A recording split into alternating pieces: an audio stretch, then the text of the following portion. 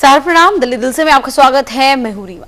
हमारे देश में शिक्षा की दर करीब 64% है। शिक्षा एक बुनियादी जरूरत है, लेकिन करोड़ों बच्चे उससे महरूम हैं। हमारे देश में शिक्षा की दर करीब 64% है। बात की जाए कंप्यूटर शिक्षा की तो ये सिर्फ 6.12% ही है।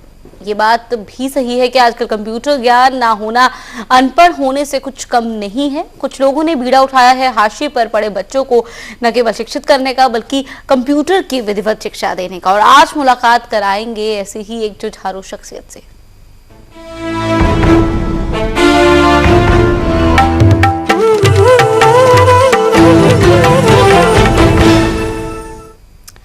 छह साल पहले उन्होंने कुछ गरीब छात्रों को पढ़ाने का बीड़ा उठाया। न केवल किताबी ज्ञान देने का, बल्कि कंप्यूटर की शिक्षा देने का काम आसान नहीं था, लेकिन दिल में जज्बा ऐसा था कि नौकरी की परवाह तक नहीं की और आखिरकार वो कर दिखाया जो चाहते थे। एक वक्त था जब पढ़ाई जरूरी मानी जाती थी, लेकिन अब कंप्यूटर का ज्ञान ना हो तो व्यक्ति को पढ़ा लिखा अनपढ़ कहा जाएगा। कंप्यूटर हमारी जिंदगी का एक अभिन्न अंग बन चुका है। पूर्व प्रधानमंत्री राजीव गांधी ने जो नींव रखी, उसे लगातार आगे बढ़ाया जा रहा है और आज इस क्षेत्र में हमारे देश का महत्वपूर्ण स्थान है। लेकिन इसके बावजूद हमारे यहाँ करोड़ों ऐसे बच्चे हैं जिन्हें शिक्षा ही नसीब नहीं, तो कंप्यूटर शिक्षा की कौन कहे। गरीब और उपेक्षित बच्चों को शिक्षा के रास्ते पर बढ़ाने और खासकर कंप्यूटर शिक्षा देने के लिए एक शख्स ने खुद को झोंक दिया है।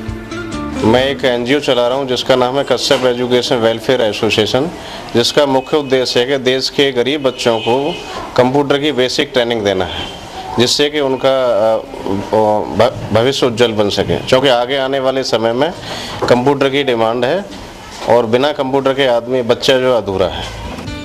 दिल में समाज के लिए कुछ करने का इरादा था। यही वजह है कि कुछ बच्चों से शुरू हुई ये मुहिम अब जुनून का रूप ले चुकी है। यहाँ तक कि इसके लिए उन्होंने अपनी नौकरी भी होम कर दी। उनकी इस पहल का फायदा हजारों छात्रों तक पहुंचा है।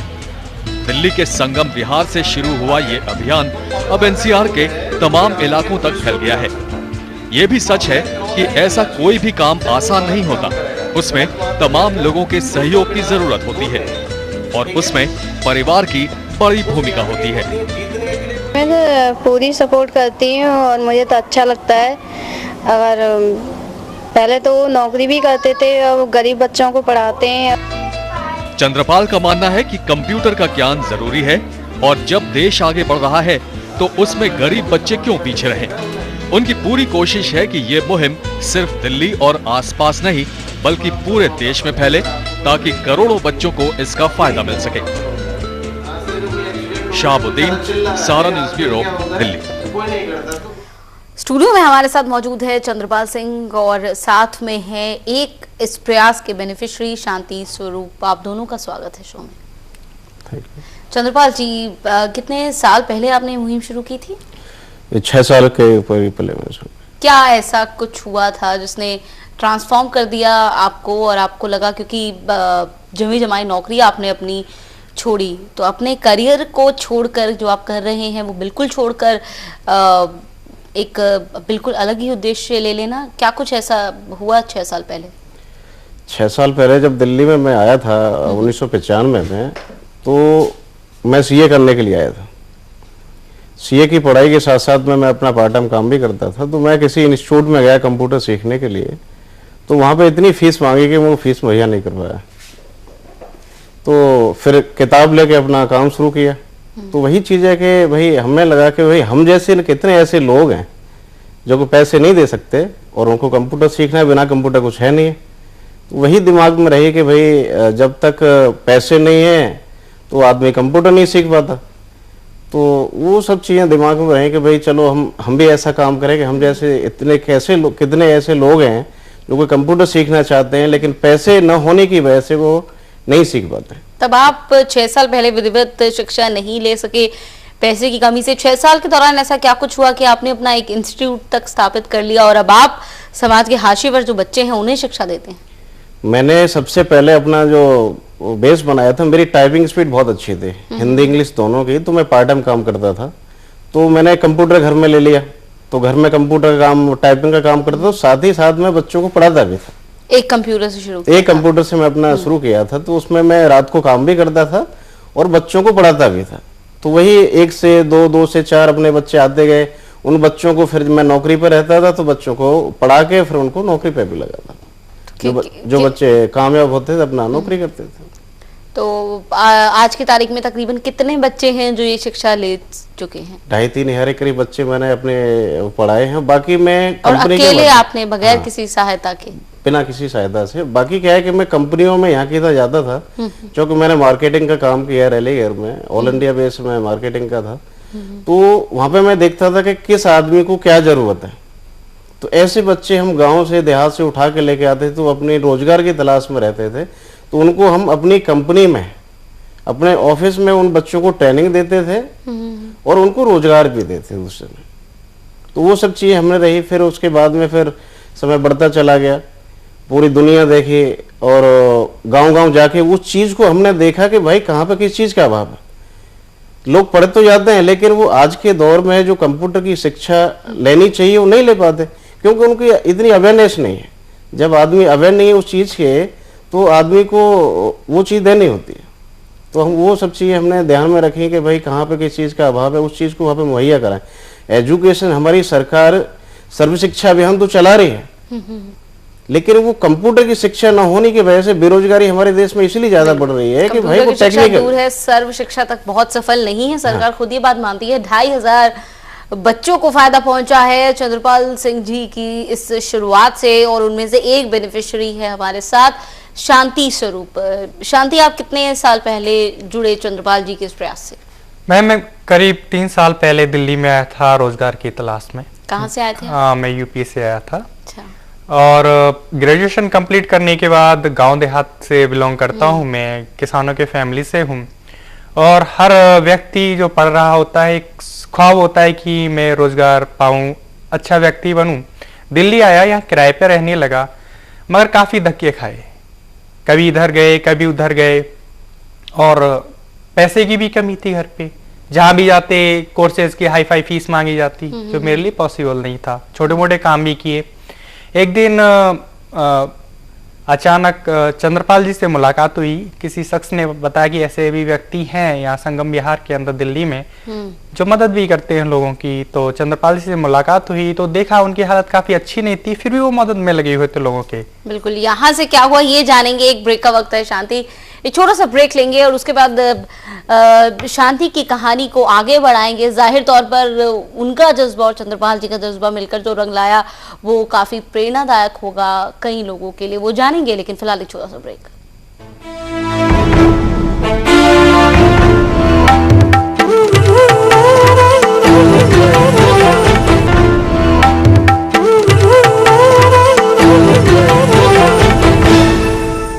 तो एक बेहद खास मुहिम की हम बात कर रहे हैं। चंद्रपाल सिंह नाम के शख्स हमारे साथ है जिनकी ये मुहिम है, और ये मुहिम है कंप्यूटर शिक्षा देना समाज के उस तबके को जो पूरी तरह से हाशिए पर है।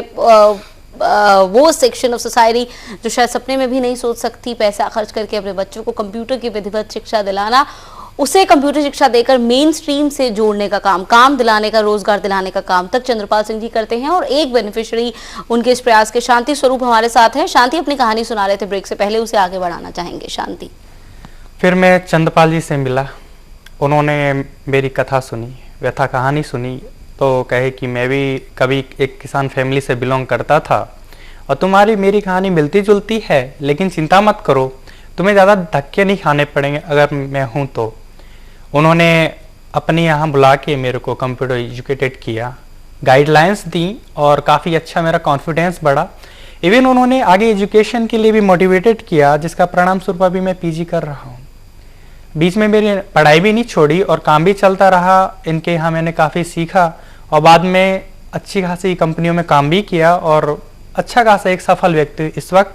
साथ में बड़ी बात जो देखी कि ये मेरे टैलेंट को उभारने में काफ़ी मददगार साबित हुए। मैं अच्छा एक कलाकार था, मूर्तिकार था, चित्रकार था और काफ़ी अवार्ड भी लिए हुए थे, मगर वो काम नहीं आए। इन्होंने मेरी प्रतिभा को और उजागर किया और ग्राफिक्स और एनिमेशन जैसी चीज़ों को बाहर निकाला मेरे अंदर से, इन सब की नॉलेज दी और मैं एक सफल व्यक्ति इस वक्त। और काफ़ी अच्छा मुझे एहसास होता है कि ज़िंदगी में अच्छे कर्मों से ही ऐसे व्यक्ति की मुलाकात होती है। बिल्कुल चंद्रपाल जी, आप बधाई के पात्र हैं। शांति की एक कहानी है और इनकी कहानी सुनने के बाद ये लगता है कि अगर एक व्यक्ति इस तरह के प्रयास कर सकता है और एक शांति का जीवन इस तरह से बदल सकता है, तो कितने ही लोगों का बदल सकता है अगर समाज के कुछ और लोग लीक से हटकर सोचने लगे। और शिक्षित होकर भी अगर व्यवहार खराब हो तो ऐसे ज्ञान, ऐसी पढ़ाई का कोई फायदा नहीं है।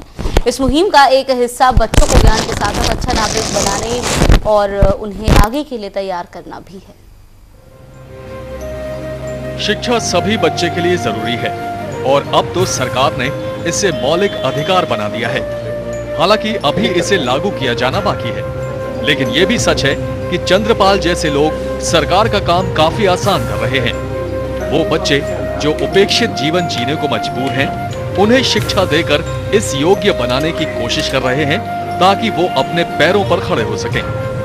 कंप्यूटर शिक्षा के साथ ही चंद्रपाल और उनकी टीम की ये भी कोशिश है कि इन बच्चों को इंसानियत और नेक नियति का पाठ भी पढ़ाया जाए, क्योंकि किताबी ज्ञान के साथ साथ अच्छा व्यवहार भी जरूरी है। उनके साथ जुड़े बच्चों में उसकी झलक साफ देखी जा सकती है। मैं यहाँ पे 1 साल से पढ़ रहा हूँ। यहाँ पर मेरे को फ्री में पढ़ाया जाता है और मेरे को पहले कुछ भी नॉलेज नहीं थी कंप्यूटर के बारे में।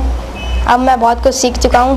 मैं यहाँ पर बहुत अच्छी तरह कंप्यूटर सीखती हूँ और जब से मैं यहाँ पर आई हूँ मुझे बहुत नॉलेज मिली है। पहले मुझे कुछ नहीं आता था, लेकिन जब से मैं यहाँ पर आई हूँ मुझे MS वर्ड, नोटपैड, पेंट सब कुछ आ गया और मैं अपने घर पे भी जाके इसकी प्रैक्टिस करती हूँ। मैंने घर में भी कंप्यूटर मंगा लिया है और मुझे बहुत अच्छा लगता है कंप्यूटर करना। मैं यहाँ पे बहुत कुछ सीख चुकी हूँ। यहाँ जब से मेरे को पता चला है यहाँ पे कंप्यूटर सिखाया जाता है, मैं काफ़ी अच्छा सीख चुकी हूँ और मेरे को notepad, wordpad, paint, MS Word, Microsoft Word सब सिखाया जाता है। यहाँ पे बहुत अच्छा सिखाया जाता है। ये भी सच है कि जब आप नेक काम करते हैं तो लोग भी आपके साथ जुड़ने लगते हैं। मुश्किलें आती हैं, लेकिन धीरे धीरे रास्ते आसान हो जाते हैं। ऐसे तमाम लोग हैं जो चंद्रपाल के साथ इस मुहिम में कंधे से कंधा मिलाकर खड़े हैं। जब मुझे कस्टर इंस्टीट्यूट के बारे में पता चला तो उनके विचार मुझे काफ़ी अच्छे लगे। जब इन्होंने बच्चों को फ्री कंप्यूटर कंसेप्ट के बारे में बताया, मुझे काफ़ी अच्छा लगा। मैंने भी समाज के कुछ सहयोग करने के लिए इनको अपना स्कूल का स्पेस प्रोवाइड किया कि इसमें ये आएँ और गरीब बच्चों को संडे की संडे कंप्यूटर क्लास प्रोवाइड करते हैं, क्योंकि मुझे काफ़ी अच्छा लगता है कि इससे हम मानवता का विकास कर रहे हैं, साथ ही साथ कस्टर संस्था को हम सहयोग भी कर रहे हैं।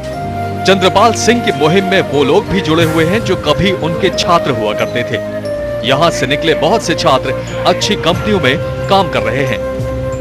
3 साल पहले मैं दिल्ली आया था रोजगार की तलाश में। ग्रेजुएशन करने के बाद मेरे पास समस्या थी कि कैसे यहाँ पे रोजगार पाऊँगा, कैसे कमाऊँगा, क्या खाऊँगा। फिर इस संस्था का पता चला, यहाँ पे मुझे काफ़ी अच्छा शिक्षा दिया गया, कंप्यूटर के बारे में नॉलेज दी गई, इवन मीडिया जैसे कोर्सेज भी यहाँ से कराए गए मुझे और क्राफ्ट वगैरह भी बताया गया, जिससे आज मैं एक प्राइवेट कंपनी में जॉब भी कर रहा हूँ और आज भी इस संस्था से जुड़ा हुआ हूँ। उस देश में जहाँ गरीबी अब भी बहुत ज्यादा है, वहाँ BPL और ऐसे ही दूसरे परिवारों की प्राथमिकता पेट भरने की है, ना कि शिक्षा की। ऐसे में इन परिवार के बच्चों को स्कूल तक लाना और उन्हें पढ़ाना आसान नहीं। इस स्थिति में चंद्रपाल जैसे लोगों की उपयोगिता साबित होती है। शाहबुद्दीन, सहारा न्यूज़ ब्यूरो, दिल्ली।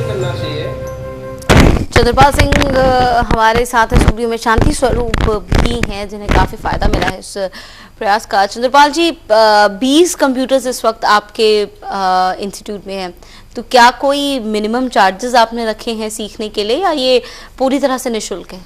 इसमें क्या है कि कोई फिक्स तो नहीं है, जो जितना दे देता है उसे ले लेते हैं। ऐसा कोई फिक्स नहीं है कि भाई हमने कुछ रखा है फिक्स, ऐसा है नहीं।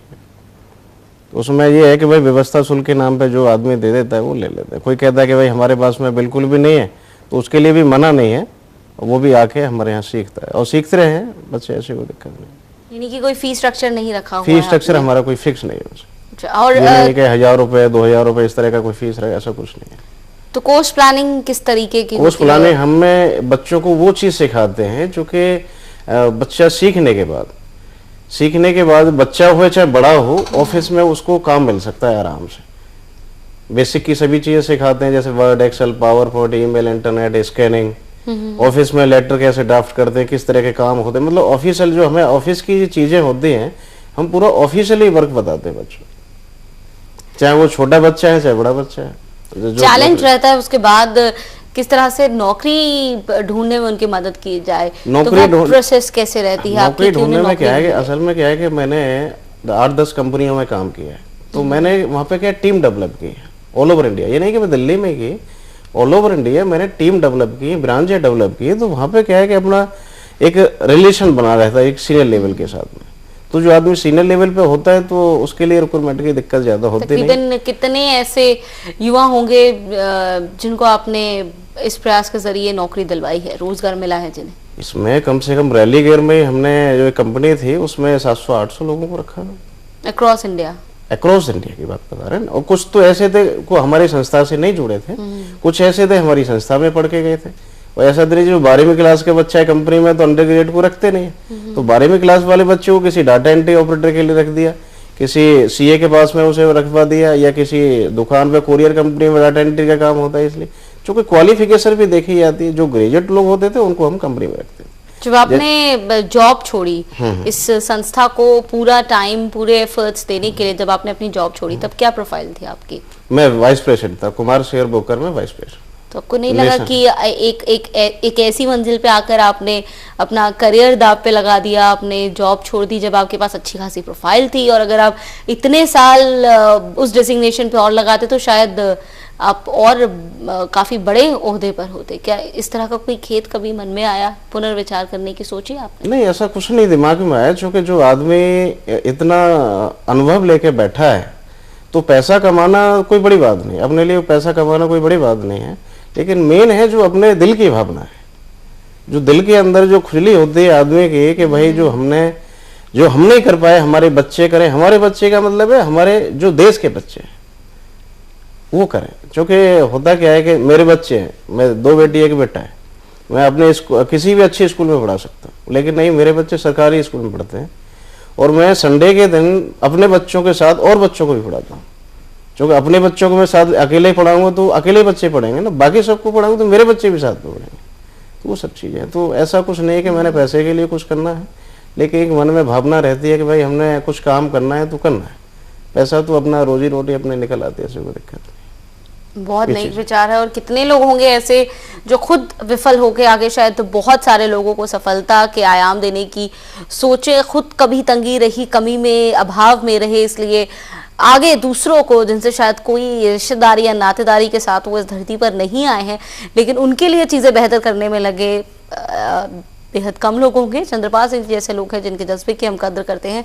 ये बातचीत आगे भी जारी रहेगी। फिलहाल एक छोटा सा ब्रेक, आप देखते रहिए दिल्ली दिल से।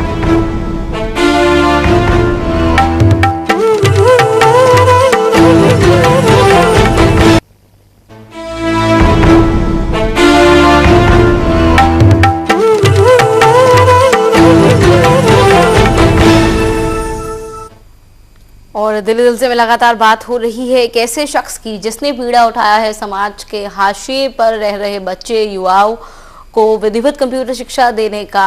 एक बड़ा चैलेंज जो सामने आता है, कंप्यूटर शिक्षा की बात जब की जाती है, स्कूल्स में भी हैं कंप्यूटर, वहां भी रखे गए हैं, तमाम बातें कही जाती है, क्या कुछ कमी आपके लिहाज से रह गई है? क्योंकि कहीं ना कहीं आप सिस्टम से लड़ ही रहे हैं, वो चीजें जो सिस्टम वक्त रहते मुहैया नहीं करा पाया है उन बच्चों को जिनका वो हक बनता था, अब आप मुहैया करा रहे हैं। ऐसे में आप जो भी लूप होल्स हैं उनसे भी अवगत हुए होंगे, क्या कुछ कमी है आपके लिहाज से प्लानिंग में, स्ट्रैटेजी में?